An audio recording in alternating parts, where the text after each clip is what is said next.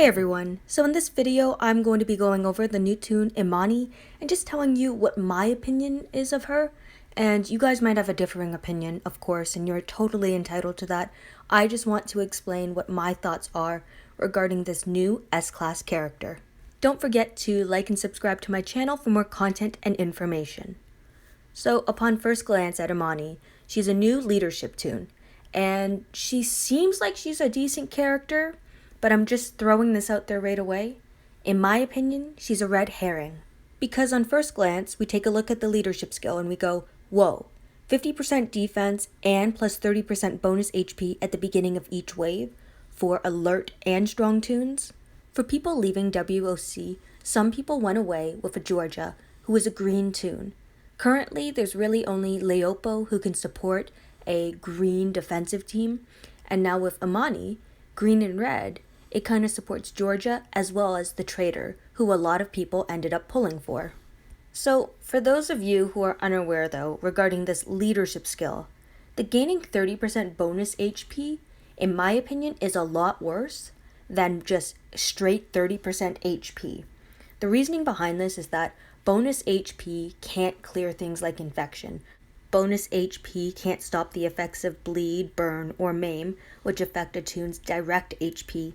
And as an example, if a toon has 5,000 base HP, and with Imani as a lead, say gains 30% bonus HP, they still have a base 5,000 HP and 1,500 bonus HP.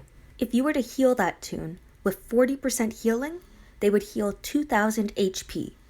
But if Imani gave 30% HP instead of bonus HP, the toon would have 6,500 base HP, because 5,000 times 1.3 equals 6,500. And healing 40% would be 2,600 in HP healed, which would help a lot more against normal attacks, against burn, bleed, maim/exhaust. I can really only see the bonus HP coming into play in survival road, for example, but because she's not an offensive leader, I don't really see the point in running her as the lead toon. Sure, you have bonus HP, but as soon as you get exploding walkers or burn walkers, you're bleeding and burning out. Imani's rush is a little better because it's at 66 AP, which is fast, deals 500% damage, which is decent considering her attack is her second highest stat, and it deals that damage up to 5 enemies. So it's not anyone adjacent or anything like that, so you know you're always dealing damage to 5 toons, or at least breaking the Guardian Shield on multiple characters. When she rushes, she also removes focus from up to 2 enemies, which is extremely important and invaluable at this time, because so many people are running focus on attack to ignore the effects of taunt, confuse, and attack around human shields. Her last part of her rush recovers all penalties from 2 toons. Now, because we know Imani is used on a defensive team, if we see her as a leader and we know that she can recover from all penalties and her rush is very fast, well, you could realistically run a trauma toon like Angel or even Ivanova. Both of those toons are free-to-play toons. No one runs trauma resist mods either because it's not the current meta, and you could just add small things like a bleed mod or a burn mod, add small little effects to the enemy, and if she recovers those, it's a huge amount of damage depending on what toon has applied the trauma. I just don't think this rush is effective enough, at least not while she's being used as a defensive lead, because you know what her kit is, and a player will be able to adapt to what this toon is doing. People could trigger her on purpose because they know that she'll recover penalties from different characters. So if they are smart and apply a bunch of different penalties to 1 or 2 tanky toons, trauma deals a large amount of damage at a flat rate, while something like exhaust deals maim damage, which could be resisted with either maim or exhaust resist mods. So I do like Imani's rush, but I don't like her leadership skill. I think it actually holds her back from being a very good character. And her leadership skill is what most people are looking at, which, as I've explained earlier, isn't that good. Like, if I were to ask you the question, do you struggle more against tanky teams with like an Aaron lead or a Pete lead or a Leopo lead, or do you struggle more against RNG leads like Mercer or Jackie? Next, when we move on to her active skill, At first you would go, whoa, this is an awesome active skill. But upon closer inspection, it's not as good as you think it is.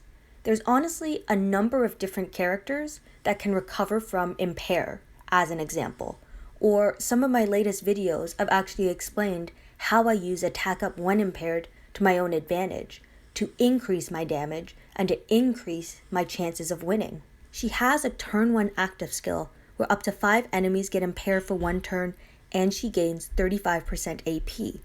I guess the positive is that by gaining 35% AP on turn 2, she could be command rushed on a defensive team because 35% times 66 equals 24 AP, and then when on the defensive team, even though she doesn't have a bonus lead skill, as long as she has a huge bonus to AP on her weapon, that'll give her base 30 AP, but that's multiplied by 1.4 because she's battling on the defensive team, which gives 42 AP, and 24 and 42 equals 66 AP, the exact number she needs in order to rush.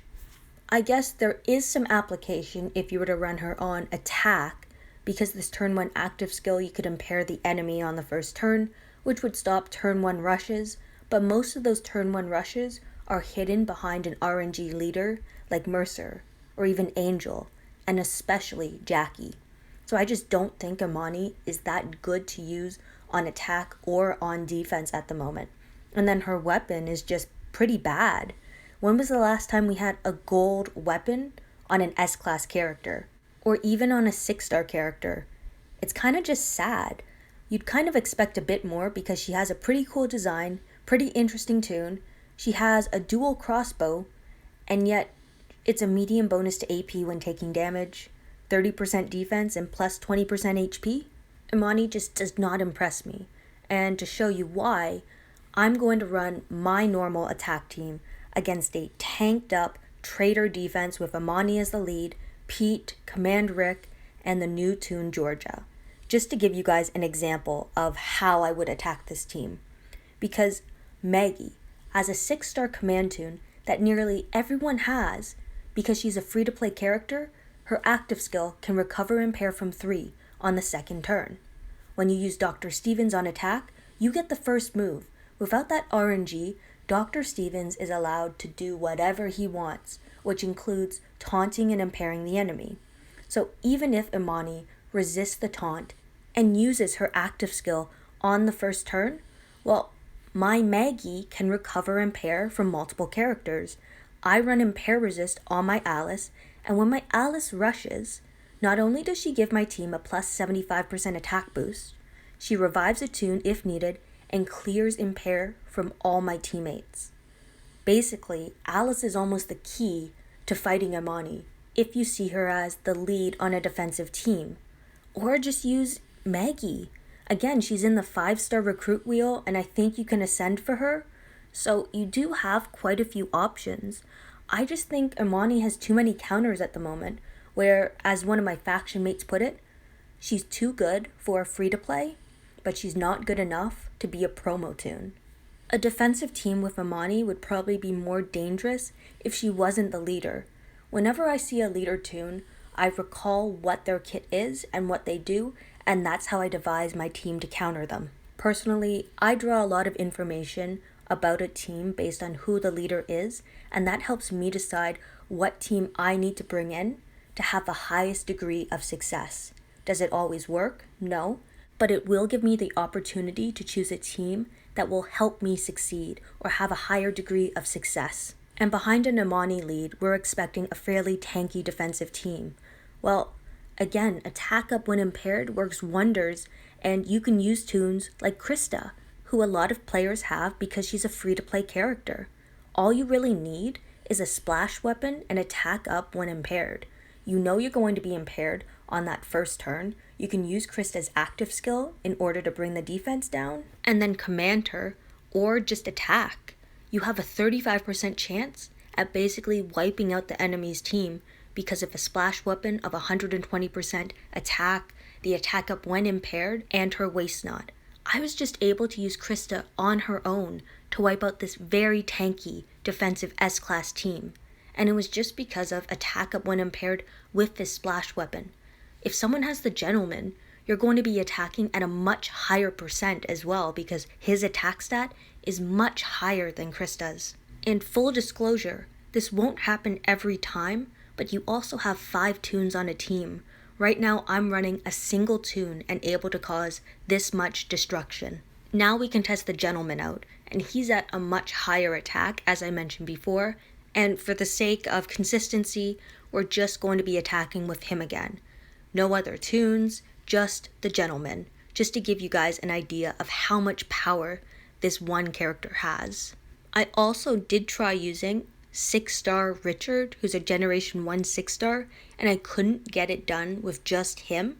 So by adding a Priya lead, I obviously have that plus 50% attack bonus, which definitely helps him, and he is able to wipe out this team with a splash weapon. Anyway, thank you everyone for watching and listening to my video. Let me know in the comment section below what you think of Imani. I will do some later testing of her on some attack teams, but defensively, I just don't see her as a viable leader. Maybe as a support toon because people might not see it coming, but overall she just doesn't impress me and is what I call a red herring.